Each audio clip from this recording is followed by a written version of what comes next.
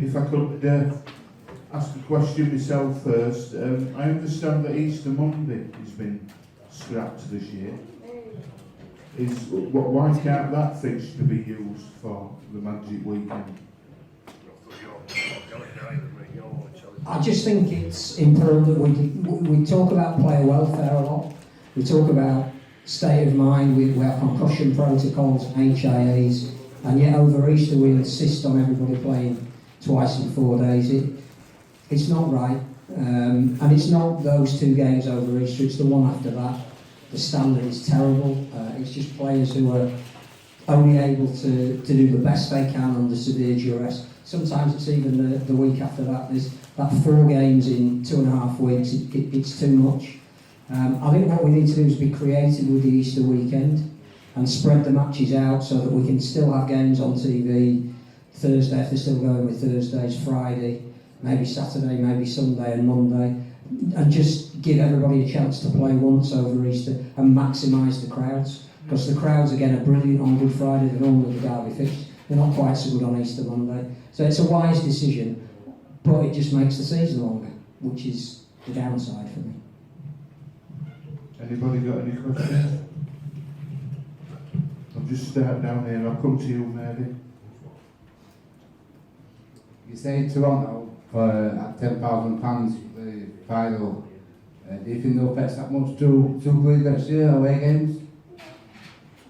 Well, we know a good lady who's Sandra, who I think she organises away trips, and I think, well, to be honest with you, a maximum maybe 250 to 300. You know, not going to be anywhere near that sort of crowd, but obviously they're like a base in Toronto. But as Phil mentioned, you know, there may be more people than what London did. There'll certainly be more people than Catalans. That's for sure. You know, Catalans don't bring many, do they, from there? But at the end of the day, they're here. You know, if you want to embrace it, embrace it. If not, well, not. But certainly in Toronto, they'll certainly not going to get the 10,000 people from there. But also, if they're going to be a success, you know, because they've got a team that full of journeymen, to be honest with you. You know, so if they're going to compete in Super League and looking to making sure they're not fighting in the bottom 4, they're going to have to sign some players. They're going to have to sign at least, I would say, between 8 and 10 players. So what sort of quality are they going to bring as well in Super League from a player's point of view?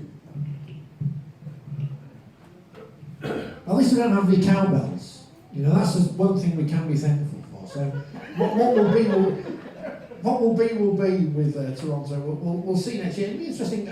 We've already seen today on social media people saying they're going to plan the trip to come to the Magic Weekend. So at least that brings some money into the sport, if not to the clubs themselves individually. But it is a perfect opportunity, as we saw with York last year in the Championship or League One or whatever it was. No, League One in the first year, wasn't it?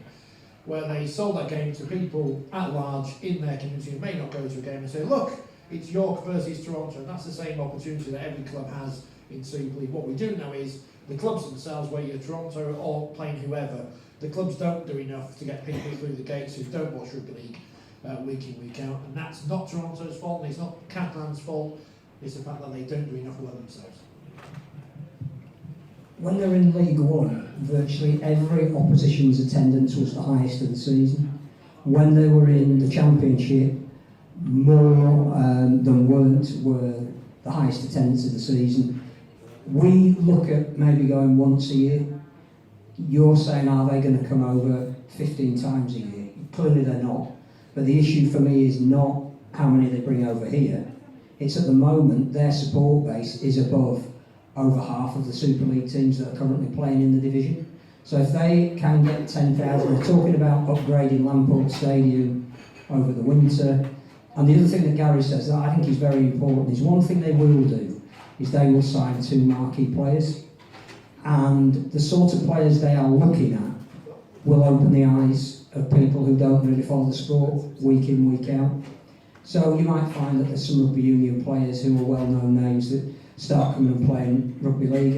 And Gary will tell you, when he played in the late 80s, early 90s, the coming over of the Jonathan Davises and Kevin Ellises and various, I was going to say Alan Tate. John Gallagher. John Gallagher was, I mean, whether he could play the game or not, was a massive signing. You were rubbish. Yeah, but when he signed, the whole of the sporting world stopped and said, that is a massive coup. Now, if they were to go out and get Sonny Bill Williams, who's on their radar, there's no other Super League club that could do that. So again, I think we have to reserve judgment. I think they bring a hell of a lot more than they detract. And they could, and we won't know until they've done it for 2 or 3 years, it could be the key to the future. Must be my turn. Hey up, guys. The loop fixtures. How stupid do you think they are? And how unfair does it make an accurate league table? What could be put in its place? And who's going to get Toronto 3 times this season? My money, it won't be St Helens, it won't be Wigan, and it won't be Leeds. I wish I knew off the top of my head. Your views? Sorry, I wish I knew off the top of my head because I know it's the same as last year, isn't it, the fixture format? So the teams have finished, not exactly where they were the year before, but it would result in the same fixtures. So Wakefield went to London twice, so Wakefield will go to Toronto twice, or play Toronto away from home twice, which is interesting, isn't it? No one likes league fixtures. Phil's a big advocate of getting rid of more games because we have too many games. What you replace them with, I don't know, because the players won't accept less money, will they? And we all know the players' union do a great job of sorting out all the issues the players have, like cheap coffee or something, not paying pension bills. And the clubs won't accept less money from Sky for less games because they want more money. So how are we going to get more money and less games? Phil, you're the man. You know all the answers. I don't have all the answers. It's not about the number of games. You can still give Sky the same number of games. They just broadcast more of them on one weekend.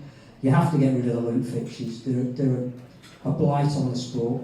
That gives us an extra 6 weeks. We can start 6 weeks later. How a summer sport can start at the end of January, I have no idea. So you get better quality games, more intensity, more interest from your broadcaster.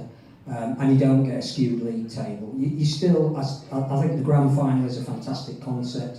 The playoffs are brilliant. The top 5 works for me. Top 4 didn't. You have to reward the teams that finish at the top by giving them a second chance.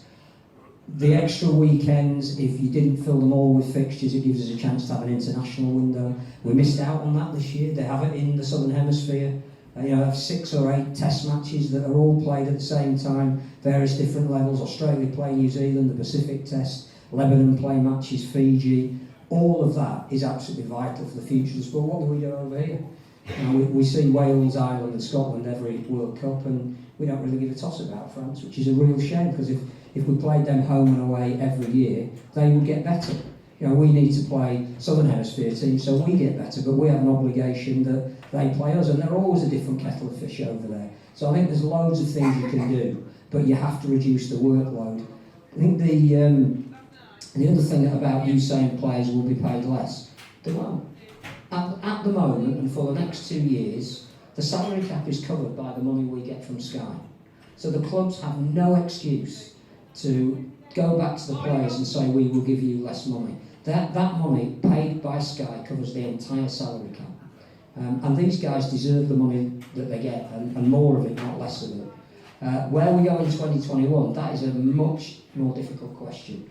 As regards loop fixtures, because Toronto will not play any fixtures in Canada to the end of April, their loop fixtures will be at the beginning of the season. So if it is Wakefield, they might be playing one game in London, and they might be playing one game later in the season in Canada. But every team will only go to Canada once. Simple for me. I would make Super League a 14-team competition, home and away, 26 games, a magic weekend, simplicity. That's what I would do. It's interesting about the story, because it just makes it simple for them. Going in, get Robert Elson out, get Ralph Rimmer out. I think someone said that on the video before. And get Scully in. Scully for the RFL, everyone agree? Yes. Oh, I don't know. We're the right kind of worms now, how we do. No, I'll delete that one, that's okay.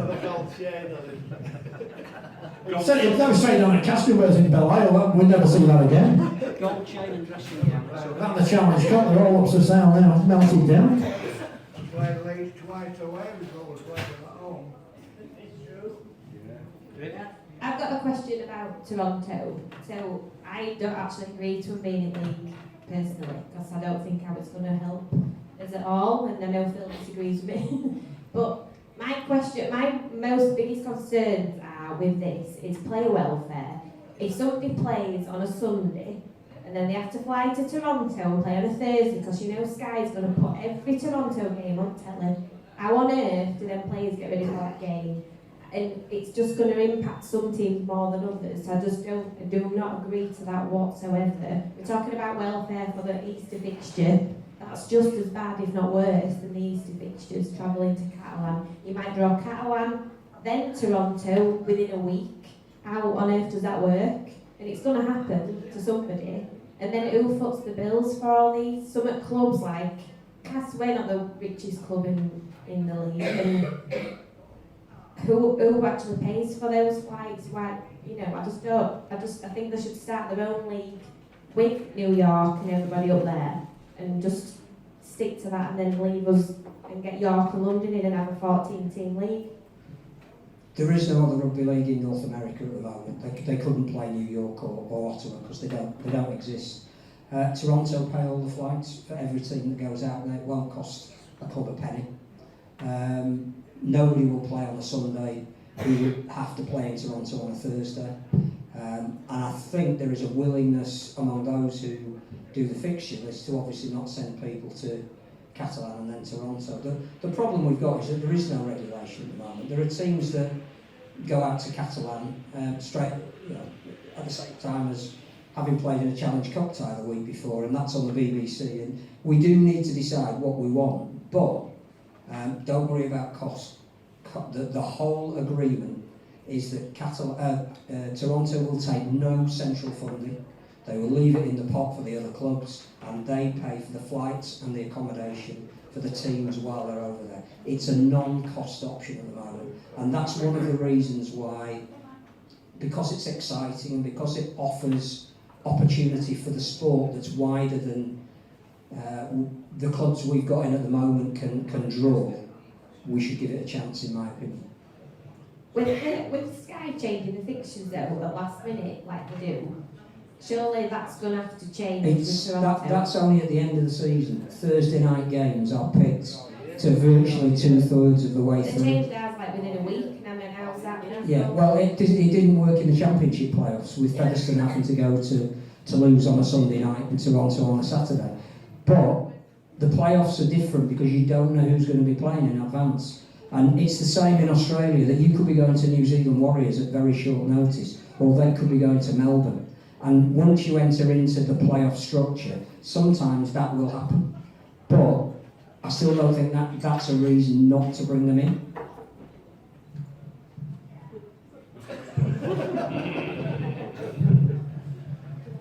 Just interesting to see what Sky do next year, because as we know this year Toronto are paying for all their games to be on. Whether they do the same again next year or not, whether there is a buy-in from a broadcaster in North America or not, I don't know. Whether anyone's willing to pay for an alien sport. I've used the example before on the show. If I put a Canadian football team, which is a sport that exists, you may have seen it or not, it's like American football but slightly different. If I put a team in Leeds, I can't imagine ITV or BBC would be rushing at my door, or Channel 4. What about the Championship? Already in the past, I've heard all the Championship acolytes tell me that Channel 4 are going to show Rugby League this year. They haven't announced it, have they? No. I don't know what's going to happen with Toronto. No, the thing is, no one knows what's going to happen with Toronto. Well, we should have got Brian Noble down. Next time, get Brian Noble down. He'll answer all the questions. Or Brian McDermott, he'll go down well here. Carl Lee's coach, he'll go down well. Everyone loves Brian McDermott, don't they? On a scale of 2 to 9, how do you think these people would take to Brian McDermott? Coldly. He's fascinating.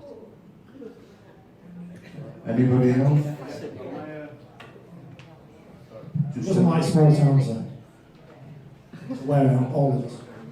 Every sport needs a Green Bay. Can I just ask, so you're saying that we would only travel, every club only would travel to Toronto once next season? Okay, well that is a bit different, because that is an opportunity for a party potentially. But it's the cost of it, isn't it, for the fans? Because it's not the same as going to Catalan. But the cost now you're at this real dilemma that we are told that for sport to be successful, you need to have an event culture. So when the fixtures have come out over the last 10 or 11 years, a lot of people who I know, the first fixture they look at, and they're prepared to sacrifice going to loop fixtures because they've seen them all before, is going away to Catalan. And it's nothing to do with the result, it's the weekend experience, or it's tagging it onto a 4 or 5 day holiday. And I think that will apply to Toronto. Everyone I've spoken to who's been as a fan, including the Featherstone fans who had to find £650 at very short notice, have had a wonderful time. So we all have to make choices. Magic Weekend now is a choice that's expensive. Wembley is a choice that's expensive. Old Trafford is a choice that's expensive. Playoff games. You know, you could have 4 games in a month at the end of the season. That's expensive.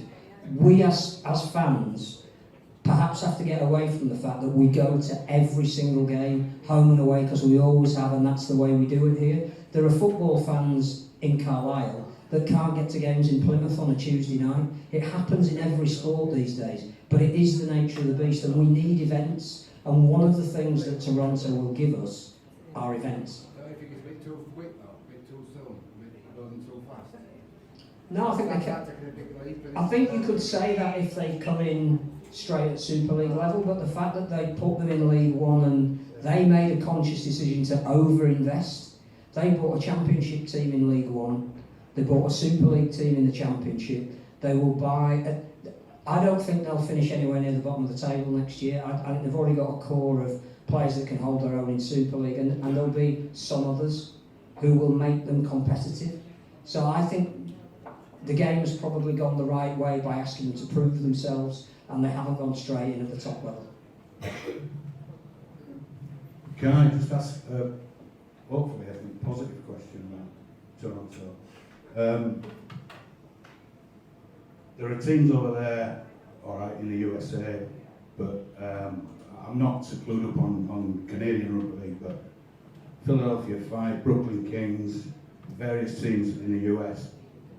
Will they gain anything? Will they see any benefit, do you think, from Toronto entering the Super League?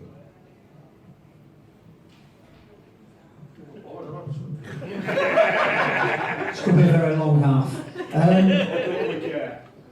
I think the truth is you've hit on a really important question of where Rugby League consistently lets itself down. That possibly is a question for as much the International Federation as it is the domestic leagues over in North America and the Super League and the RFL. We've got 4 or 5 different people now who are all tasked with development, but none of them have a concerted plan. Now, logic says that there is a whole college football, American football game out there, where I think Richard will tell you probably because he's far more of an aficionado of American sport than I am, but it's something ridiculous like 0.01% of the college players go on to get a professional contract. So there's a hell of a lot of athletes out there who, if we get the structure right in America and in Canada, we can possibly bring them into our sport. The fact is, they're not going to become Rugby League players probably for over a generation. It's like what we were saying about Melbourne. Melbourne bought a team that could be competitive from the minute they started, and they bought Billy Slater, who was from Queensland, they bought Cameron Smith, who was from Queensland, they bought Cooper Cronk, who was from Queensland. They put them in Melbourne, and the people of Melbourne supported them because they liked the way they played and they were successful. And on the back of that, more kids in Melbourne are playing the sport, and 3 or 4 of them have graduated to the first team, and some of them have been extremely good players. But it takes a hell of a lot of time. You'll know from watching a game, maybe playing a game at community level, this is a tough sport. If you don't start playing it till you're 18 or 19, you've got a lot to learn. But if you can then go back a generation, get it into high schools, you've got a chance. One of the things Brian Noble did mention a while ago was the model that Toronto are looking at to grow is the Major Soccer League in America, and they were absolutely stagnant until they brought the stars in. So what kicked it off in the current generation was suddenly David Beckham, who was the most well-known footballer arguably in the world, decided to go and play in America. And people didn't care that he wasn't American. They just went, wow, if he's going to play, this might be worth watching. It wasn't that they found 7 or 8 American or Canadian players who were suddenly as good as Pele. They're not there. So yeah, at the beginning you have to bridge that gap. And I think you're right, there's a dereliction of duty if we don't include all of the guys who have been trying to keep rugby league going in North America and Canada and get them involved. And I know one of the other things the Wolfpack are keen on, and I don't want to sound an apologist for them, but I do think there is some merit.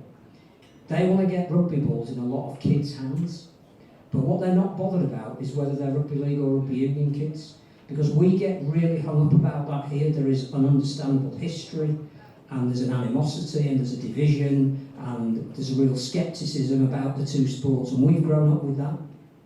But they don't. They have no idea that there are 2 codes of rugby, and some are played with 15 men, and some are played with... They know that they're Canadian teams in a World Cup at the moment, and they know it's rugby.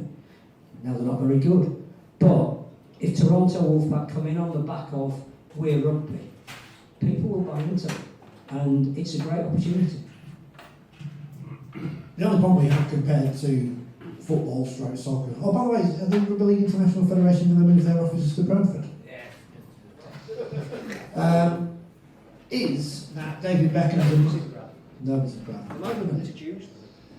David Beckham's a massive international celebrity, and there is no player in either code of rugby who lives up to him, unfortunately. So the problem we've got with Toronto and with America and everything is that we are trying to build something that does not exist over there, outside of a very small amateur level. In both, I know they've set up this semi-pro, pro rugby union thing, but no one really cares about it out there, do they? Because they care about basketball, they care about football, they care about baseball, and they care about hockey, and they care about soccer now as well, in terms of team sport. So I think some people, unfortunately, run away with things. Rugby league is full of fantasists and dreamers, isn't it? We know that for sure. Many of them have become investors in rugby league clubs and then don't have any money because they dream about having the money they don't have.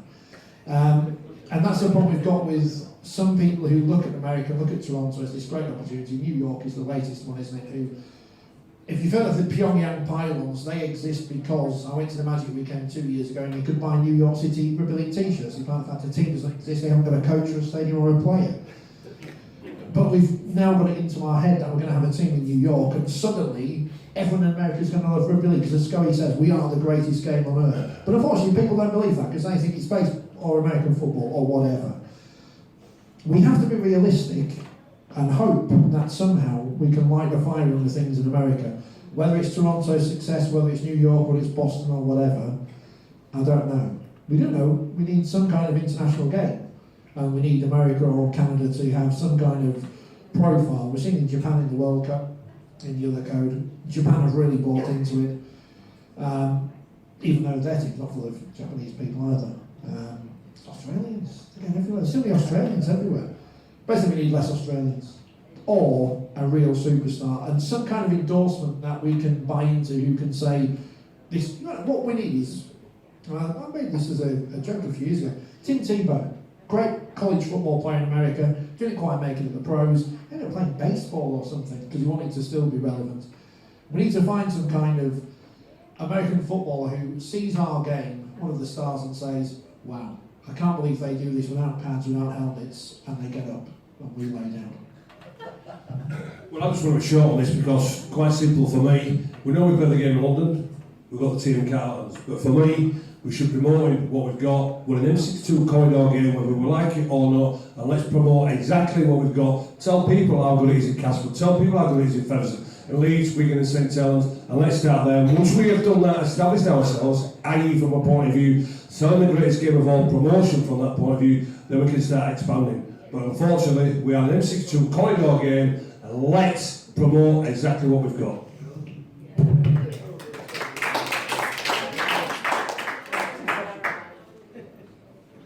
Graham, you want Mike? I disagree. One of the things, it sort of touches on what Gary said, that it's alright putting clubs in London, it's alright putting them in Toronto, but when we're letting traditional clubs go at wayside, and some of it, I guess, is through their own mismanagement, but when the RFL or governing bodies throw money at these expansionist clubs and let clubs die where there's 100 years of heritage, that can't be right.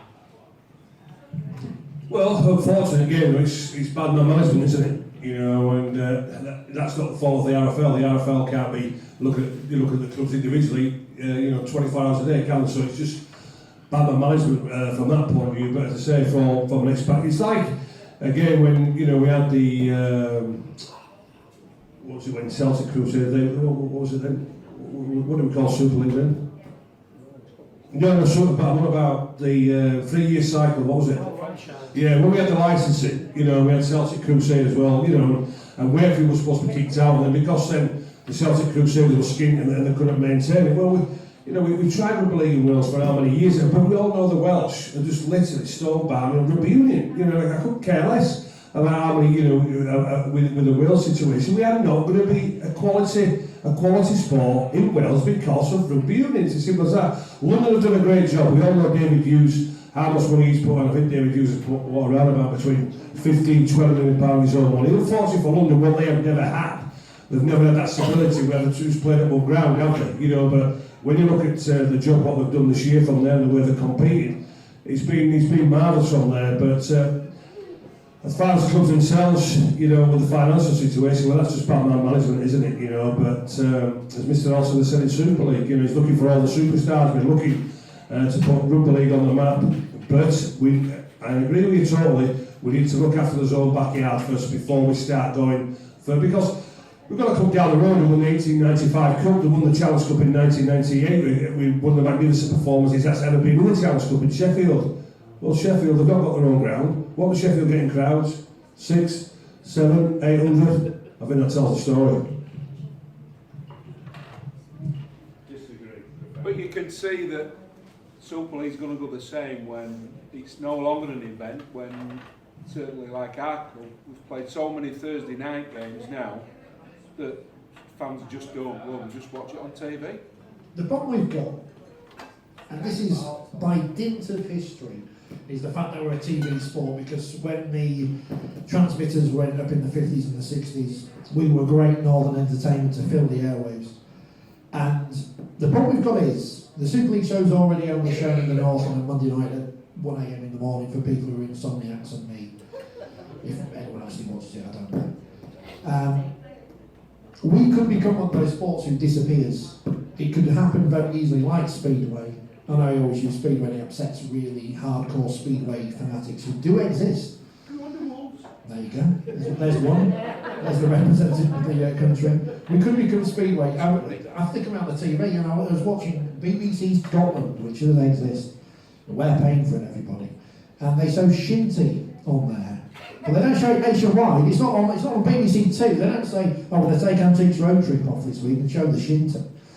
We could become that, and that's the concern. We have to grow, but grow in a way that is sustainable. The problem for the likes of Swinton and the obvious example of Bradford. Well, Swinton, I don't really know what the whole argument is, because no one goes to watch Swinton, so why are we bothered about whether Swinton changed their name or not? If 200 people care, more people sign a petition than go to watch them, so what does that say about the people who signed the petition? As with Bradford, how many times do we try and keep going something that is obviously unsustainable, has been for years, because of mismanagement at the club, which no one seems to want to accept, because they blame everyone else. They blame Super League, they blame the Rugby Football League, when it is their own fault they're in the mess they're in, and we all have to clean it up. Well, actually, I don't like Bradford, do I? But I've been told I don't like them anyway. Not surprisingly, perhaps, I take a contrary view. If we were having this debate 100 years ago, we'd be talking about Hunslet. They were the team. They were the first team to win all 4 cups. The industry in Hunslet was the heartbeat of this country. It was light engineering. There wasn't a train or a bus that didn't have either its whole or part made in Hunslet. Hunslet had 20,000 people working in back-to-back terraced houses, of which Parkside was in the middle of Hunslet. Hunslet had 18 schools, of which 17 played rugby league. And the one that didn't was the one that was too close to Leeds United and was ostracised. But we're trying to play a deck of cards with a hand that we haven't got. Because if we're being brutally honest, Hunslet these days is a junction on the M621. It's light industrial units that nobody lives there, close to the ground. Hunslet get, and I'm not picking them out, I'm just saying we'll be talking about how great they were and how strong the sport was on the back of a team like Hunslet just over 100 years ago. Hunslet get £75,000 from the RFL. The RFL don't overfund expansion at all. My argument would be they should do. There should be positive discrimination. We should have had a centre of excellence in London 35 years ago when Fulham started. Every great London player is playing for a club other than London. You know, if we had Tony Club, Louis McCarthy, Scarsbrook, whoever still playing in London, they'd be a great team. And there's loads of kids coming through that have got no pathway in London. And that's our fault. We haven't done any positive discrimination. There is a case for saying that even in Hunslet, the game survives with the likes of Hunslet Warriors and the fantastic work they do, and Hunslet Parkside. And do we now need to have an adult debate about what the sport can offer in its different communities? Because Gary will tell you, because he's a Hunslet guy and he still lives there, that the professional club that represents the area have virtually no visibility. The amateur clubs are an absolute necessity, that all of the kids in the neighbourhoods that need a start in life, much like you did, and your mum was germane in getting people like Jason Robinson off the streets, and he's still incredibly grateful to it. That wasn't a Hunslet, that was at Hunslet Parkside until Wigan spotted it. Do we need to have this debate that says you have to have a spotlight? The spotlight brings in finance. The spotlight will be on places like Toronto. It will be on Castleford, because every sport has to have a Green Bay story. And Castleford is a fantastic story of adversity against the odds and the small team battling the big teams. You have to have that. You don't. If every team is as good as each other, you don't have a story. You need different teams with different narratives. Featherstone maybe not so, because I would suggest that Featherstone is only 14,000 people, and they built on the back of the mining industry, and that's where they got their players, that's where they got their sponsors. So to get 1,400 people at Featherstone is a phenomenal achievement, but it can never be anything else. So we need to give Featherstone, Hunslet, whoever, a competition that they can win and profit from. So the 1895 Cup is a start. Batley can sit down at the beginning of this pre-season and go, we want to get to Wembley. We'll give the players an incentive. I was lucky enough to interview the Sheffield players after they won the 1895 Cup, and Mark Aston, who's done as much, if not more than anyone, to keep them going. They were in tears. It meant that much to them.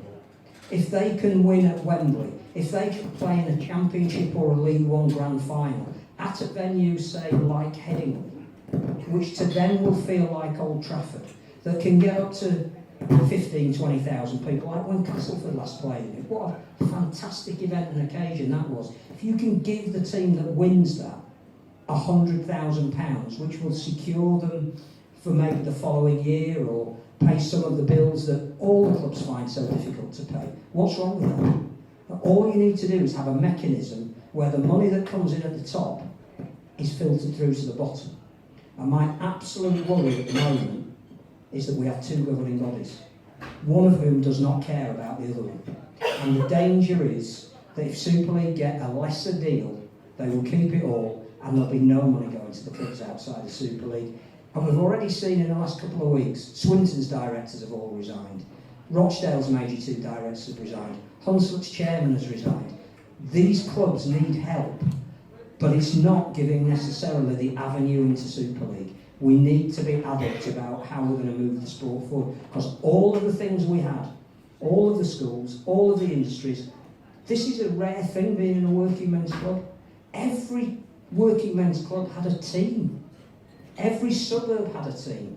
That infrastructure isn't there anymore. Kids go to school in Hunslet to 2 academies, not those 18 schools. Those 18 schools they went to were the schools that their fathers and grandfathers and great-grandfathers had been to, and they all played rugby league. So as soon as they arrived at school, they tried for the rugby league team.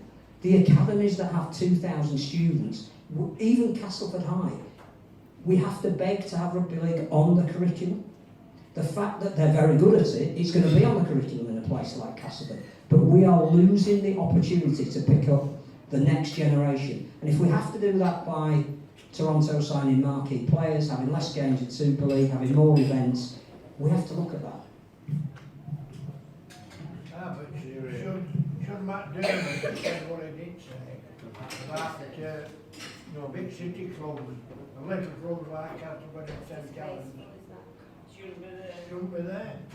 I remember going to a meeting when Gary Hetherington said when Super League first started, then he said if Castleford still in Super League, we're a failure.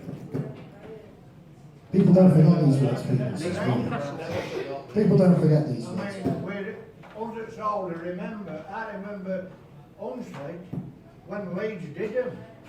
That's why Hunslet Club went down, because Leeds took all the players. Everything's always Leeds' as fault. You know Hunslet Club. They took them all in Leeds, didn't they? Show Bottom, Seabourn, Air Brothers, a lot.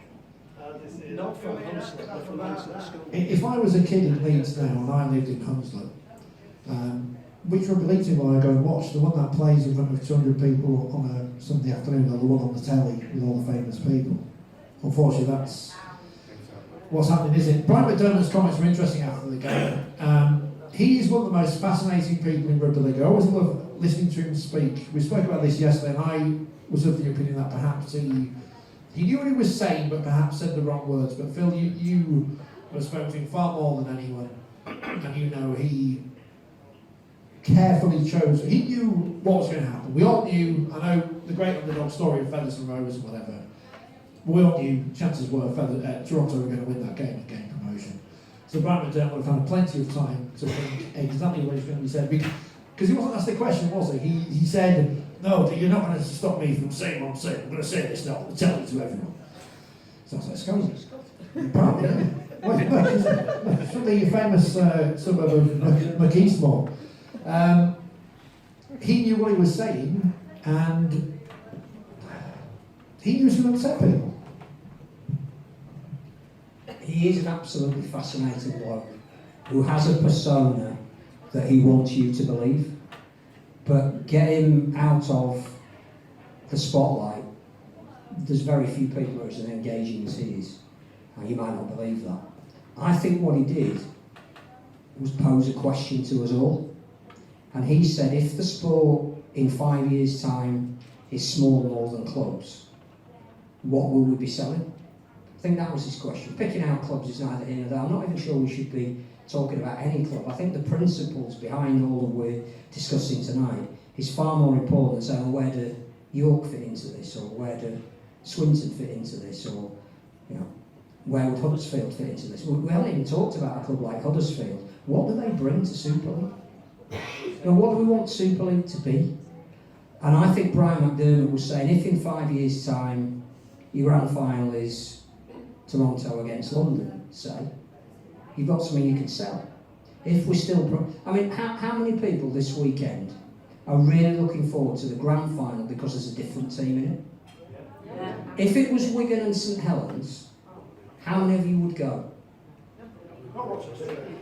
No, seriously. And that's what I think he was meaning, that if we have another 5 years, and we all hope Salford win, from the point of view of the fact that, believe it or not, it's 2004 since there was a last new name on the Super League trophy. That's ridiculous. We have a salary cap so that everybody can win it. And we are not the NRL, but the NRL have a stringent salary cap where what happened this week, where the Sydney Roosters won, was the first time anybody had gone back-to-back since 1992-93. When was the last time we had that?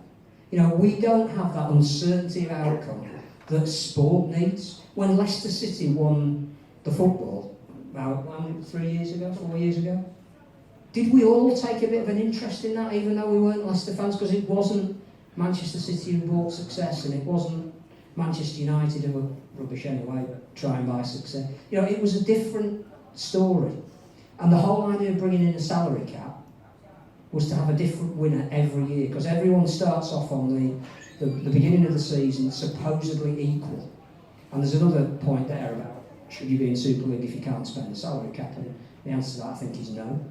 But I think what Brian McDermott was saying was, what do we want the sport to look like in 5 years? Which is the start of the debate that we're having tonight. And nobody's going to change their mind overnight, but it's a debate that we've got to have. And perhaps his mistake was to mention certain teams, but his principle, I think, for further debate was probably right.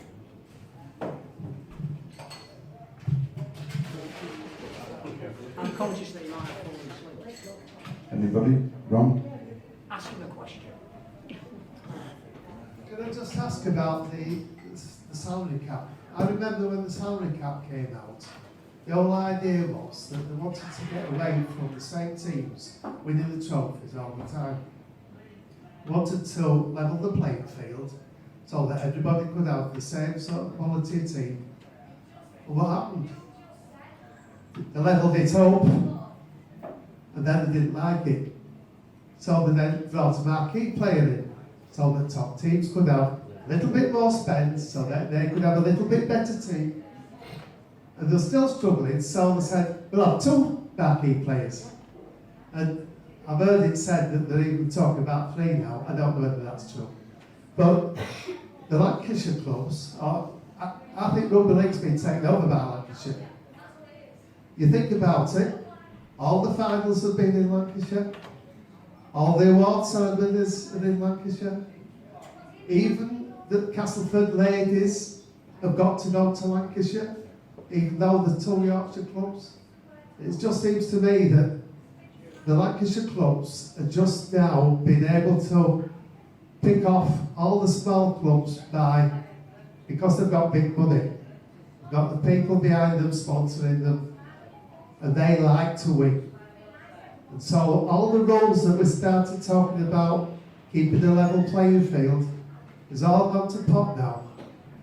And we've got the big teams, the little teams, and the little teams will never be able to compete again. Well, I'll tell you what, I think I've applied to the Wigan Council to pay a ball tax. I agree with you. All the big clubs and they're going over there, but unfortunately, yeah, well, the marquee signings, well, the players certainly, when we look at the overseas players, you know, that they will go to whichever club offers them the big money. And at this moment in time, yeah, it is Wigan and it is Warrington, isn't it? You know, they've got Ian Lenning's got a few quid, Simon Moran certainly at Warrington, Big Sugar Daddy, you know, they broke out of Winnipeg. Over from there, St Helens, you know, as well, we've Eamon McManus. Our club this year as well, Leeds. We all know, you know, Gary Everton, it's not untrue that he's a little bit shy with the money, but because of the panic situation, you know, we've brought in two marquee signings from Australia, Murren and Harrell, but the big name players, the best players, will want, no disrespect to Castleford or Wakefield, but they want to go as the so-called bigger clubs, and it's the way of the world, isn't it? They pay the big dollars, and that's where the best players want to go. It's a simple fact, simple as that. Can't be helped. So that's going the salary cap. Well, Salford are there this week, aren't they? Salford are there this week, and you know Jackson Hayes is he a marquee sign for Salford? I think the great Dr. Marlon Kukas is funding his wages, so I don't know how that works at the salary cap because he's supposed to have no inclusion now with Salford. Anyway, but there's ways and means how people get around it. But yeah, it doesn't always work, I guess. But you know, the Salford lesson this year, it just tells you. But unfortunately, as we all know, the big name players and the best players will go to the big clubs. Like they're talking about Toronto now, and again, I just want to finish with Toronto. People get fed up with it, to be honest with you, from there. So, you know, they're looking to sign Sonny Bill Williams. Well, Sonny Bill Williams, what sort of dollars will he be on? And he's not guaranteed to make it. No, Toronto, you know, they talk about him joining there, you know, but he's not guaranteed to make it, because I can reassure you, I know back in my day when we were talking about Will Carroll and Gilly Guscott, you know, coming to Rugby League, you know, we couldn't wait to rip him, knock his head off and give him a few cracks, you know what I'm saying? And welcome to Rugby League, but again, it's just, as you are saying, it's not a level playing field, but that's the nature of the sport, unfortunately. That's the nature of it, isn't it? Back at what Ronnie just said, it's salary cap. Do you find that a lot of teams buy their way out of relegation? Because do you think London would have survived this year if some teams haven't done that? Now, Forty20 was accused of buying themselves out of relegation by Bradford Bournemouth, to the irony of Bradford fans accusing anyone of buying their way out of trouble is beyond me. The rules are there, aren't they? The rules are there for you to spend money. London bought in Lamb and who's the other one from the NRL? I can't remember. Yates. Teams obviously leave themselves room if they need to bring in players at this late stage. We don't have the advantage of dual reg in there in the same way to nick players from your nearest and dearest rivals. It's all about not just buying your way out of success, but buying the right players. One way to win that £1 million game. They brought in Tim Smith and Kevin Locke from where they were, Salford and Wigan, and neither played in that game because they were very naughty boys. And doesn't matter if you buy your way out of success if you stay up. If you're the team that stays up, no. If you're the team that goes down, you'll find any reason to blame the team that has gone down. It's going to be a very interesting season this year because, as we mentioned, without mentioning the team, Schroeder's want to talk about it more. We mentioned the salary cap, we mentioned marquee players. There's also an exemption if you sign players from Rugby Union. I don't think Sonny Bill wanted to account money because he was league initially. I can't remember. Flip-flop so many times, you forget, don't you? But Luther Burrell going to Warrington, they don't have to pay the full cap amount on him. So Toronto would have that advantage next year as well. So, and have they only got 2 marquee players? Ricky Latelli's the marquee. One of their players this year, I think I've been told this off the record, so I can't remember who it is, but you can probably work it out, was offered more to play this year for Toronto than was getting in Super League before that. Money talks, doesn't it? Unfortunately for us who rely on benevolent local businessmen, we see at Blackburn Rovers the obvious example in football. Jack Walker gave all that money. They won the Premier League with Alan Shearer and all those star players. But then a load of businessmen come in that don't have the money, don't have the knowledge, and you drop down the divisions. The challenge is for a Wakefield, for a Castleford, for all the teams at the bottom end or in the middle who haven't got the big investment, is to manage your resources well. Wakefield has done that in the players they've brought in. Castleford doing the same. It's getting the best out of those young players who want to play for your club and somehow bringing in the right players from abroad. I've not answered the question, which is quite good. This is question time. Well, I should be saying it to Fiona Bruce. I couldn't say some things. I could do, couldn't I? Well, I wore the cash shirt the other week, didn't I? And obviously, right, shut up, right, last question. Before we finish tonight, so the last chance. I'll answer my bit in a minute. Yeah, the last chance to win the last ball inside by myself. So, my debut season back in 1984, 35 years ago. 35 years ago, I made my debut. The best of Gary Sheffield to wear one beaten accent. And I finished the top try scorer as an 18-year-old, finished the top try scorer in that season, 1983-84. How many tries did I finish up with as the top try scorer, 83-84 season? Don't be shouting, I'll put your hands up. How many tries did I score in the 83-84? It was more than 7. 22. No. 27. No. 30. No. Come on, I want a bad player. Bloody hell, player. 35. I'll give them How many? 35. I'll give them a clue. 36. No. 34. You scored 107 in 122 How many, games. love? 38. You are correct. Here you go, my love. Here we go. 38 and 32 of them were interceptions. Against Cass. There you go, darling. Well done. Well done. Just going back to your point about the salary cap, which I think is very important. Every club has the opportunity to spend the same. There are certain dispensations for young players that have come through your system, which I think is right. And again, when you look at the previous success clubs like Wigan and St Helens and Leeds have had, it's because the core of those teams have stayed together and come through as young kids. There's an issue with that they need upgrading all the time, and you can't sometimes keep all of them unless they're prepared to take less than their market value. But there is no reason why every club shouldn't spend the same.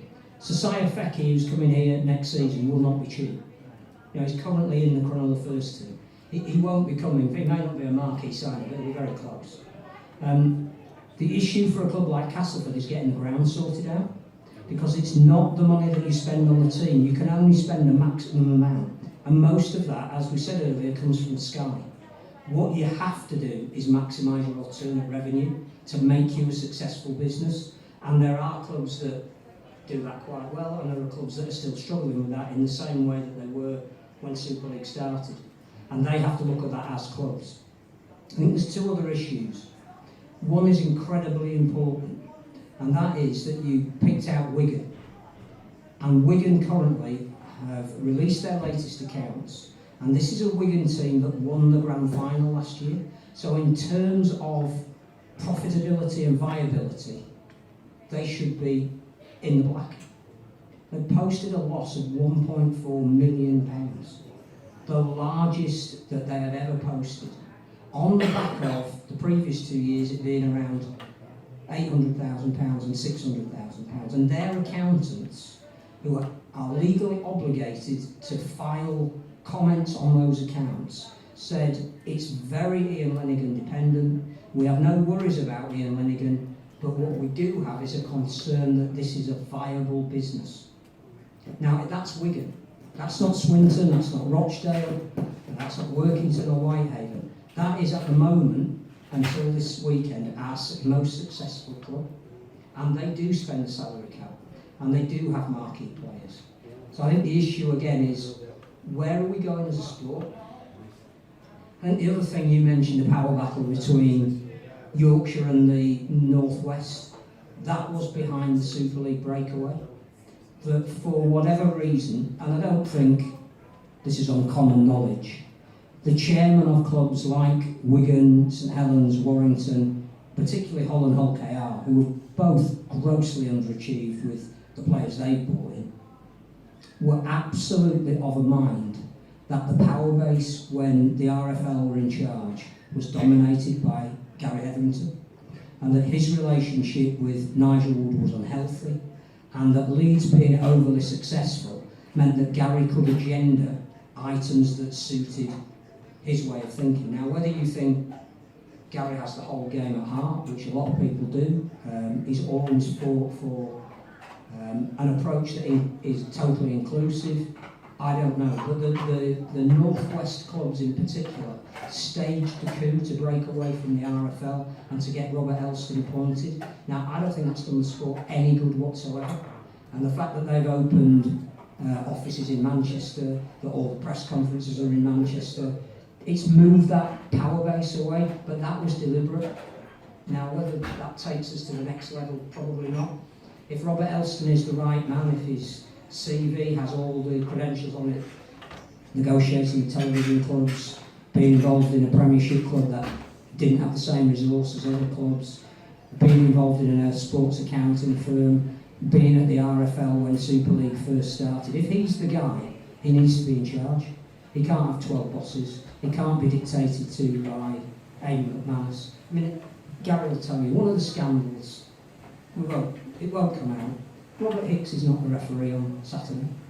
Now, whether Robert Hicks has been the best referee this year, we could debate all night. He's certainly been up there. But Robert Hicks is not involved in the grand final because St Helens are in the grand final.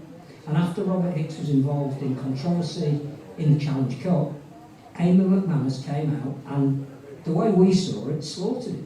Yeah. Made sure that whatever the rights and wrongs of not going to the video screen, that has been used to stop Robert Hicks officiating this weekend. Nobody's mentioning that, and that's wrong. So I think you're right to bring up the salary cap. My argument last year was that London didn't spend it, that David Hughes only spent half of it, and we were all astonished how well they'd done because they should never have stayed on.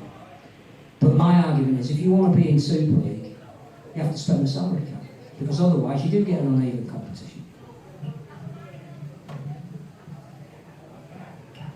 While we're talking about referees, what do you think about the refereeing in the NRL Grand Final?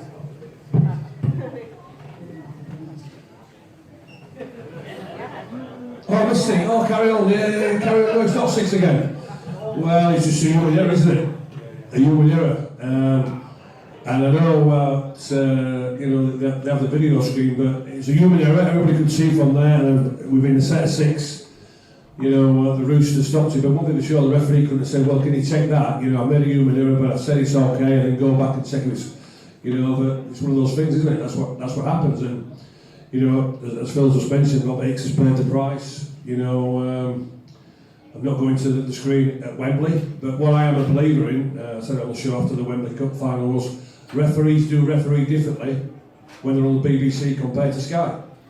You look at now, and it's the same with the other referees, and I get fed up with it, to be honest with you, because there's not just the referees, they've got the touch judges from there, but every single time now they are going to the video screen, which is, for me, at times, it's a nuisance, it's annoying, and I would, and I've said it before, I've never been a believer of the video ref.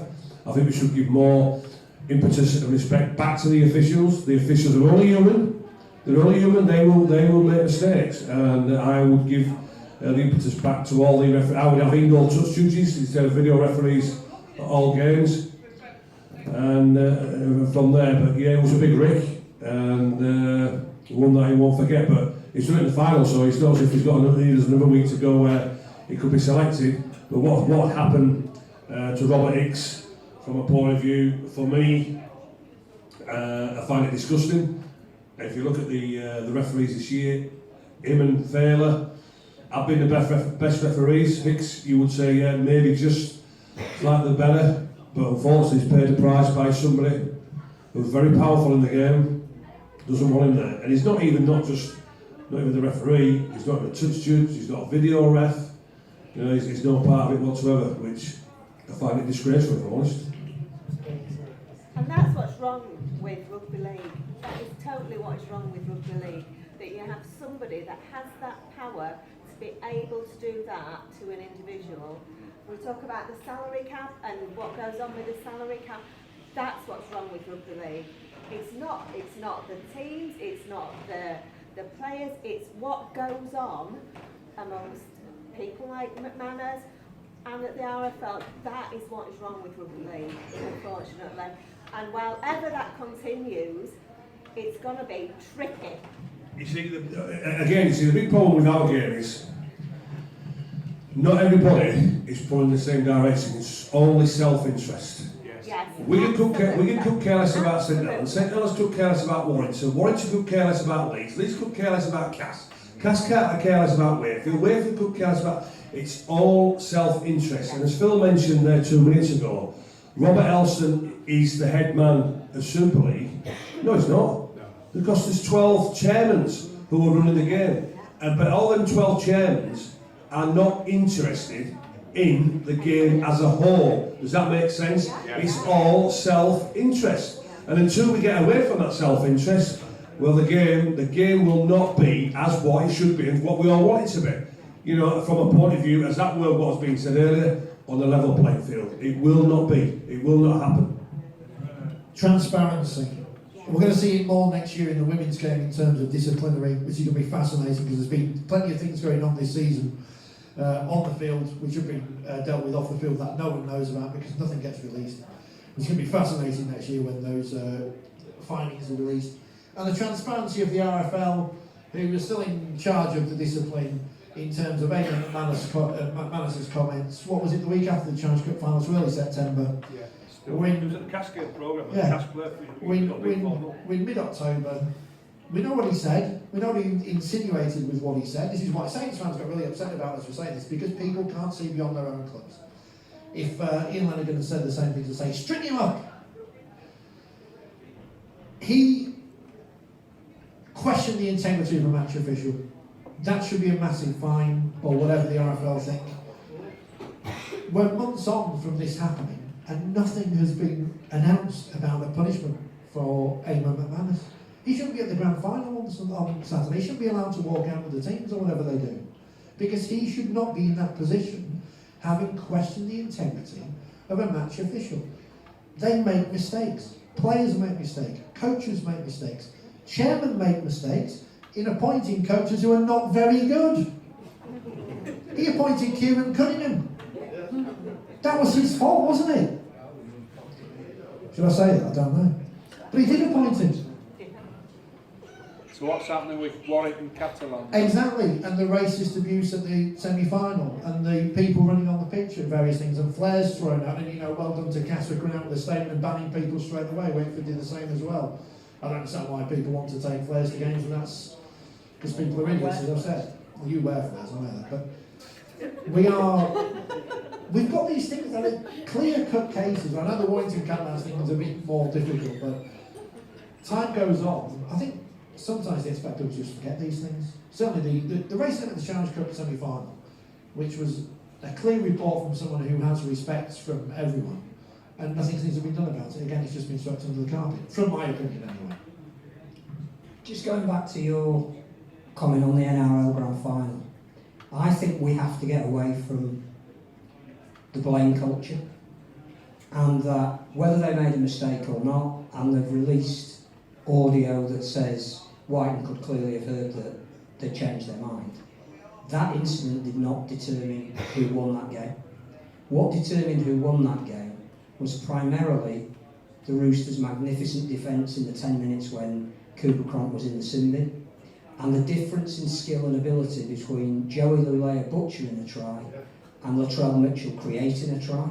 And in a game of such fine margins, they were the difference, not whether a referee made a wrong call or not. The thing about Robert Hicks at the Challenge Cup final, and we saw one replay from one angle that looked like he may have made a mistake. If that had gone to the video ref, we'd have seen 100 angles.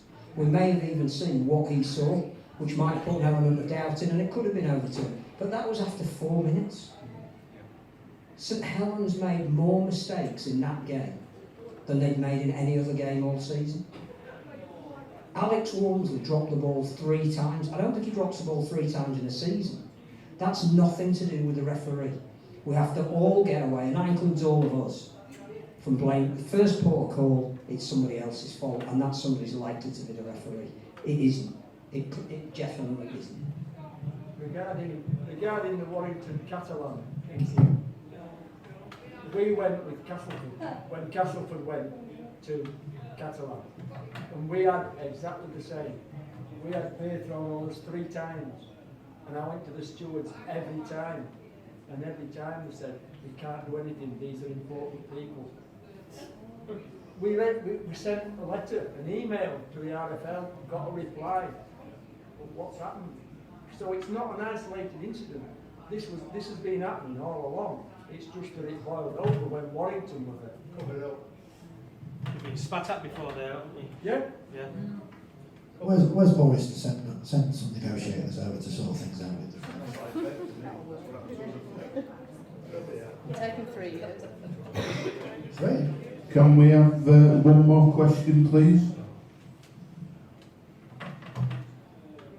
Yeah, do you not think we should make more of the fact when a team ends up top dog at the end of the regular season? We should make far more of that than what we do. Well, for me, if you finish so, you're champions. That's what I say. Simply, and we know what happened when you say Castle setting, but yeah, and it was like back in my day, we finished talking the champions and you have the old Premiership, and that was still a massive importance on there. But if you are the most consistent side, week in and week out, you're the best side week in and week out, then quite simple, you should be crowned champions. End of for me. End of. I know we're copying the situation of the Aussies. I don't want to copy anything Australian. But we are what we are. But one thing for sure. And I think Salford will beat Saints on Saturday. I think Salford will win by 7. You all know I'm the best of the business at predicting. Don't worry about that.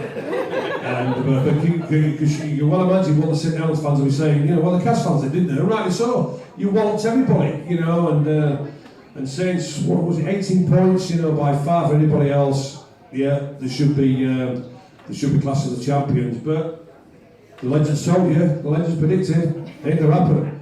Justin Holbrook, the Aussie, going back home with his tail between his legs. Salford! Come on, brilliant.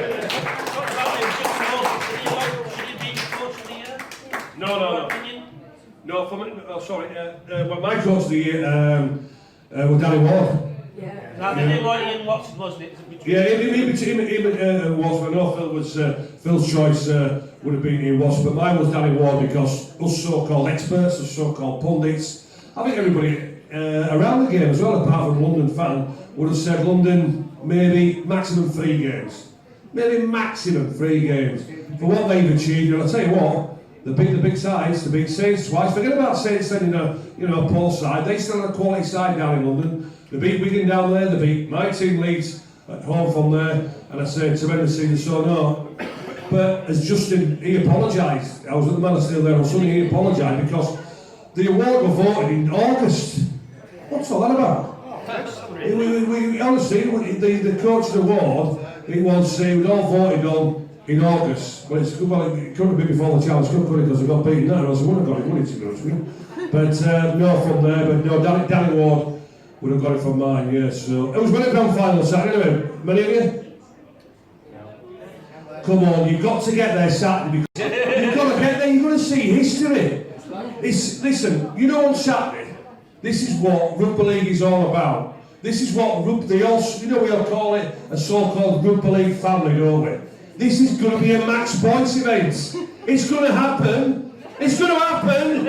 Salford are winning by 7. Max Boyce, C-Facts, welcome to the 1970s. Some would say it in Castleford, but I'm not going to say that. Regarding the championship, St Helens should have made more of it last year when they won the league leadership, rather than just going, yeah. The trophy should be better. We've spoken before that the championship trophy should be liberated from Wigan. The Yorkshire Cup should be taken away from Huddersfield because it could be away from us. We won it last. What happened to the old First Division Championship trophy? Because I'm sure Toronto got that last year. They got some rubbish this year which looks like come out of Ralph's cupboard.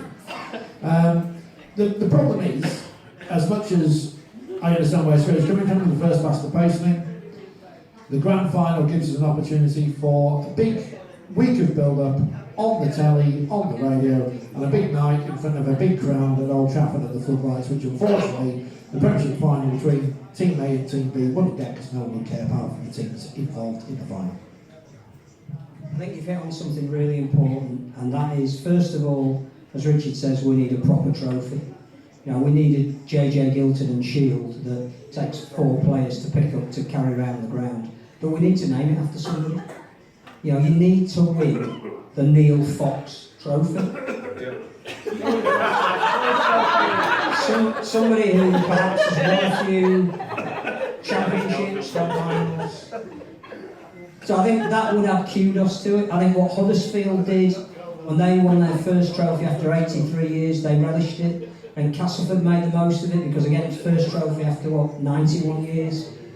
But we need to give people something to say, this is really valuable, this is worthwhile, and this is a trophy that matches the Challenge Cup and the Grand Final. It's a different trophy, but it's prestigious. And I think you have to have a Grand Final, a playoff series, because we talked about it a lot tonight. We have an uneven fixture list. The only thing that sorts it out at the top end of the season is the fact that the top 5 teams get to play against each other. Not only do you have to be really consistent over 29 weeks, you have to be a really good cup team as well. You have to be able to win 3 or 4 cup ties, 2 if you're St Helens this year. And I just think that it works on every level. We get the event, we get 70,000 people at Old Trafford, which you wouldn't normally. But yes, we absolutely have to name the League Leaders Shield after somebody really prestigious.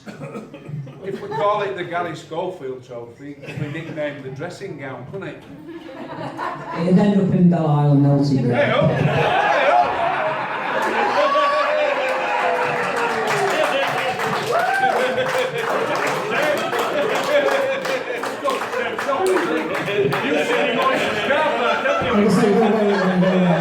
That's the problem. The Gary Schofield Trophy. It's all gone wrong, hasn't it? It's all gone wrong. You just give up and just give up on it. I'm going to do the show Monday night with dressing gown. The problem is that you don't realise this, listeners. When we say, when you share a room with Schofield, he's never got any clothes on. Well, unfortunately, I've shared a room with Schofield, and he will say, he snores. But he's absolutely true. He walks around with no clothes on all the time, answers the door with nothing on, This man is an absolute nightmare. And we need to start the campaign now. Forget the petitions about everything else. We need to get him out of the Hall of Fame. He's a disgrace to Rugby. Right, thank you everybody. A couple of announcements before we say thank you to us guests tonight. Have you all enjoyed it? Yeah, thank you. His next event is on Tuesday the 12th of November. It's at the Meadows Jungle and it's an evening with Rugby League Cares. So we're hoping for a good night there. And a date for your diary, the 2020 membership launch is on Tuesday the 10th of December and that's at the Glass Blower in Castleford. A tombola and cast players in attendance. Okay? So if you could put your hands together for the legend.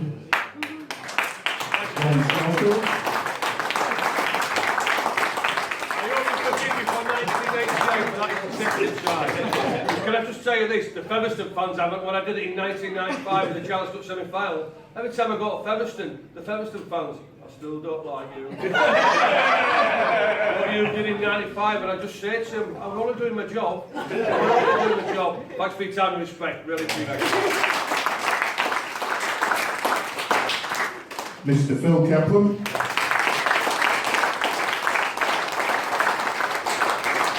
And Mr. Richard Shawright.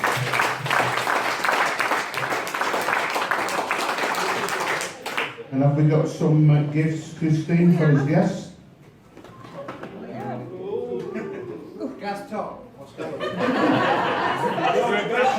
That's brilliant. No, I don't drink, just leave it real. Thank you very much for this. Thank you very much for coming. We really do appreciate it. Thank you.